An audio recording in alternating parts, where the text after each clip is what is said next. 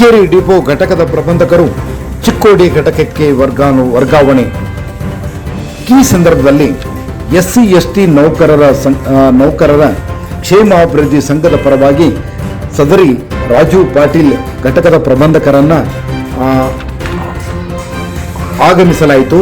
ಈ ಸಂದರ್ಭದಲ್ಲಿ SC ST ನೌಕರರ ಕ್ಷೇಮಾಭಿವೃದ್ಧಿ ಸಂಘದ ಅಧ್ಯಕ್ಷರಾದಂಥ ಮಹೇಂದ್ರ ಸಾಳ್ವೆ, ಉಪಾಧ್ಯಕ್ಷರಾದಂಥ ಮಹೇಶ್ ಕಾಂಬ್ಳೆ ಅವರು, ಕಾರ್ಯದರ್ಶಿಯಾದಂಥ ಅನಿಲ್ ಮುರಳಿ ಅವರು, ಪ್ರಧಾನ ಕಾರ್ಯದರ್ಶಿಯಾದಂಥ ರಾಜು ಮುಂತಾದವರು ಈ ಸಂದರ್ಭದಲ್ಲಿ ಸದರಿ ಘಟಕಕ್ಕೆ ಅಧಿಕಾರಿಗಳನ್ನು ಬರಮಾಡಿಕೊಂಡರು.